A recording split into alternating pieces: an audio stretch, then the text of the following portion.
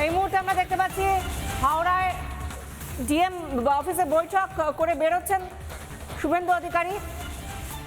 Howrah DM office থেকে বেরোচ্ছেন শুভেন্দু অধিকারী। সেখানে আমরা রাজ্যের অতি প্রাচীন এবং গুরুত্বপূর্ণ শহর হাওড়া শহরের নাগরিক পরিষেবা এবং উন্নয়ন নিয়ে একটি মিটিং করলাম।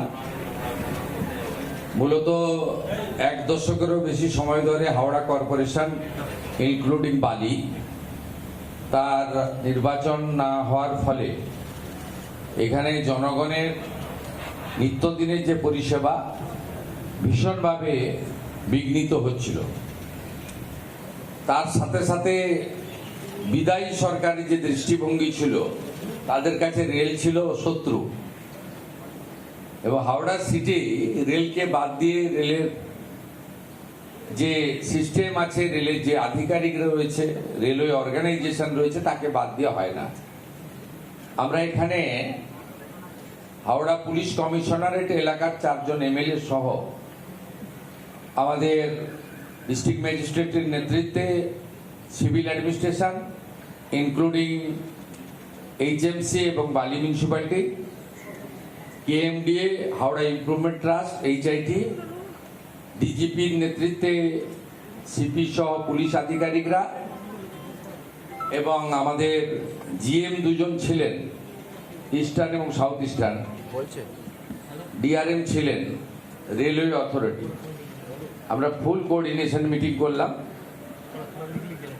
কর্পোরেশনের ক্ষেত্রে প্রায়োরিটি 1 পরিশ্রুত পর্যাপ্ত পানীয় জল, 2 ক্লিনিং, 3 নিকাশি ব্যবস্থা, 4 অন্যান্য নাগরিক পরিষেবাগুলোকে ইনক্লুডিং পার্ক থেকে শুরু করে, স্বাস্থ্যকেন্দ্র থেকে শুরু করে, পৌরসভা পরিচালিত এডুকেশন ইনস্টিটিউশন থেকে শুরু করে সেগুলোকে ঠিকঠাক করে করা।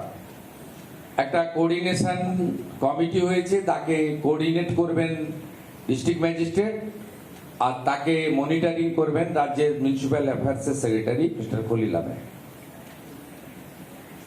আমরা রেলের পার্টে কি কি কাজ, আমাদের পার্টে কি কি কাজ, এর একটা লিস্ট আমরা করব। জেনারেল ম্যানেজাররা তাদের ইঞ্জিনিয়ারিং সেলকে নিয়ে এসেছিলেন, তাকেও যুক্ত করে দিয়েছে।